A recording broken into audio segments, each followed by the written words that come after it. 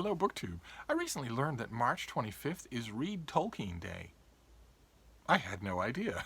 And since I've been reading a great deal of Tolkien in the last month anyway, I thought I would jump in. There are a whole bunch of other Tolkien-related YouTube channels that are doing videos today where they just read passages from Tolkien. I think that's a wonderful idea. I love this author, and I especially love Lord of the Rings. More than I can say. I am passionately in love with this particular book. I will link as many of the channels down below as I can find. Quite a few of them are worth your time. The one that sticks out is Men of the West. I've been following his channel for quite some time, long before his subscriber count exploded. And these channels are all endearingly nerdy. One of them, I think, is called Nerd of the Rings. They're all endearingly in love with Tolkien's Legendarium. And I think that's fantastic. And of course I want to get in on the action. I haven't read to you in quite some time. And I have a passage in mind that I want to read. It's from The Two Towers, or The Return of the King. This is the third volume in the typical 3-volume breakup of The Lord of the Rings. And this is an old, what is this, Ballantine? This is an old trade paperback from the box set that I have many Tolkien editions, but this is the one that I go back to most often, is this box set. There's our fellowship down there, and these are just trade paperbacks with my One Ring bookmark. And the passage that I want to read you is the final time that our characters talk to each other in the War of the Ring.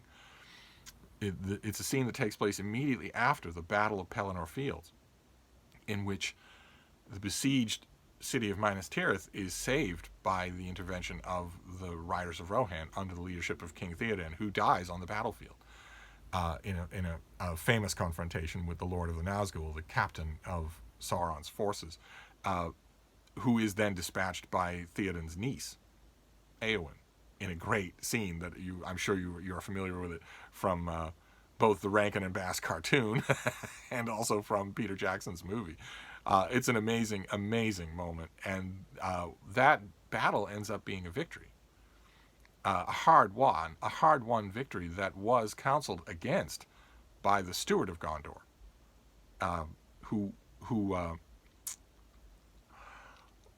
had his mind warped by staring into a palantir, a seeing stone that connected him directly with the Lord of the Rings, with Sauron, in his fortress at Barad-dûr, and as a result, the Steward of Gondor had counseled that they're all doomed, that there's no chance for victory here, and it had led to his demise in scenes immediately before the one that I'm going to read now.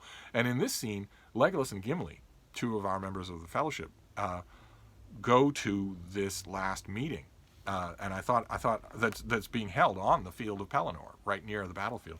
I thought I would read you this because I love this sort of thing. It's just fantastic. And there they took counsel together with Gandalf and Aragorn and the sons of Elrond. "My lords," said Gandalf, "listen to the words of the Steward of Gondor before he died. You may triumph on the field of the Pelennor for a day, but against the power that has now arisen, there is no victory. I do not bid you despair, as he did, but to ponder the truth in these words.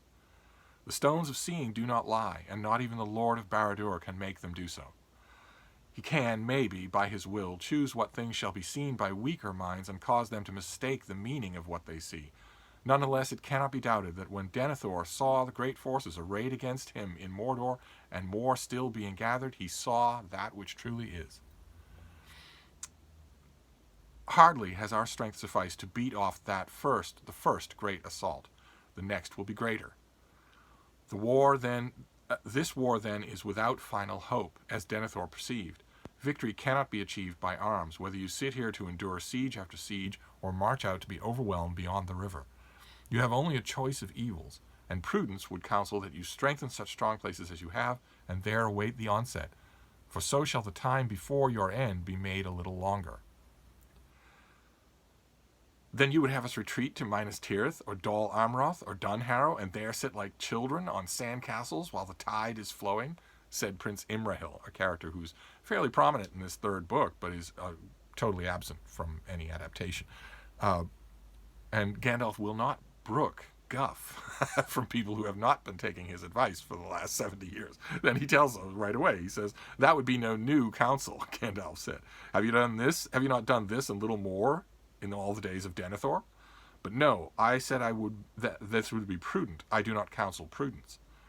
I said victory could not be achieved by arms. I still hope for victory, but not by arms. For into the midst of all these policies comes the ring of power, and the foundation of Barad-dûr, and the hope of Sauron. Concerning this thing, my lords, you now know all. You all know enough for understanding of our plight and of Sauron's. If he regains it, your valor is in vain, and his victory will be swift and complete, so complete that none can foresee the end of it while this world lasts. If it is destroyed, then he will fall, and his fall will be so low that none can foresee him arising ever again. For he will lose the best part of the strength that was native in him in his beginning, and all that was made or begun with that power will crumble, and he will be maimed forever, becoming a mere spirit of malice that gnaws itself in the shadows, but cannot again grow or take shape. And so a great evil of this world will be removed. Other evils are that may come, for Sauron himself is but a servant or emissary. Yet it is not our part to master all the tides of the world, but to do what is in us for the succor of those years wherein we are set, uprooting the evil in the fields that we know, so that those who live after may have clean earth to till. What weather they shall have is not ours to rule." And there's a little callback there, very little callback, very slight for you old fantasy fans, because in the fields that we know is a callback to Lord Dunsany. Now Sauron knows all this, or he knows that this precious thing which he has lost has been found again, but he does not yet know where it is, and so we hope. And therefore he is now in great doubt, for if we have found this thing, there are some among us with strength enough to wield it. That too he knows. For do I not guess rightly, Aragorn, that you have shown yourself to him in the stone of Orthanc? "I did so, ere we rode for the Hornburg," answered Aragorn. "I deemed that the time was ripe, and that the stone had come to me for just such a purpose. It was then 10 days since the ring-bearer went east from Rhoros, and the eye of Sauron I thought should be drawn out from his own land. Too seldom has he been challenged since he returned to his tower, though if I had foreseen how swift would be the onset in answer, I would have maybe I should not have dared to show myself. Bare time was given to me to come to your aid." This is referring to Aragorn's climactic arrival on the Battle of the Pelennor Fields, an amazing moment. "But how is this?" asked Éomer. "All in vain, you say? If he has the ring, why should he think it not vain to assail us if we have it?" "He is not yet sure," said Gandalf, and he has not, again, he doesn't want any guff. He really doesn't want to hear from any humans. And he has not built up his power by waiting until his enemies are secure, as we have done.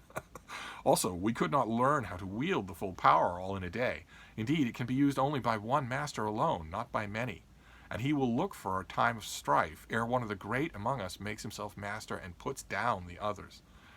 In that time the ring might aid him, if he were sudden. He is watching. He sees much and hears much. His Nazgûl are still abroad. They passed over this field ere the sunrise, though few of the weary and sleeping were aware of them. He studies the signs, the sword that robbed him of his treasure remade, the winds of fortune turning in our favor, the defeat unlooked for of his first assault, the fall of his great captain. His doubt will be growing even as we speak here. His eye is now straining towards us, blind to almost all else that is moving. So we must keep it. Therein lies all our hope. This, then, is my counsel. We have not the ring. In wisdom or great folly it has been sent away to be destroyed, lest it destroy us. Without it we cannot by force defeat his force, but we must at all costs keep his eye from his true peril. We cannot achieve victory by arms, but by arms we can give the ring-bearer his only chance, frail though it may be. As Aragorn has begun, so we must go on. We must push Sauron to his last throw. We must call out his hidden strength so that he shall empty his land. We must march out to meet him at once. We must make ourselves the bait, though his jaws should close on us. He will take that bait in hope and in greed, for he will think that in such rashness he sees the pride of a new ring lord, and he will say, "So." He pushes out his neck too soon and too far. Let him come on, and behold, I will have him in a trap from which he cannot escape. There I will crush him, and what he has taken in his insolence shall be mine again forever. We must walk open-eyed into that trap, with courage, but small hope for ourselves. For my lords, it may well prove that we ourselves shall perish utterly in a black battle far from the living lands, so that even if Barad-dûr be thrown down, we shall not live to see a new age. But this, I deem, is our duty, and better so than to perish none the less, as we surely shall if we sit here, and know as we die that no new age shall be. That is the last debate. It's not much of a debate, because Gandalf really doesn't want to hear it. He really doesn't want to be debated. He's been proven right at every turn. And here, he counsels the only path that is open. It's his own doing that the ring has walked into Mordor. And I love the scene. I always have. It's so incredibly adult. It's so incredibly adult that Tolkien has the last counsel be one of such hopelessness. That yes, there is hope, but we're not fighting for it. We're fighting only to give it a chance to work its own way, but not to save us. That's just amazing. That note is just amazing. And of course, everyone falls in line. They all want to do this.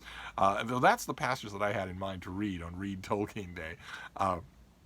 And I will leave links to all the other channels who are doing readings. I don't know if anybody's done this particular passage, but I have a feeling I know some of the people will be going for the hopeful notes. And believe it or not, despite the bleakness, I think that scene is hopeful and selfless, which is great. But anyway, that's Read Tolkien Day. I had no idea this was a thing. Well, I'll be certain to do it next time it rolls around, God willing. But anyway, I'll wrap this up for now, and I'll see you soon. Thank you, BookTube.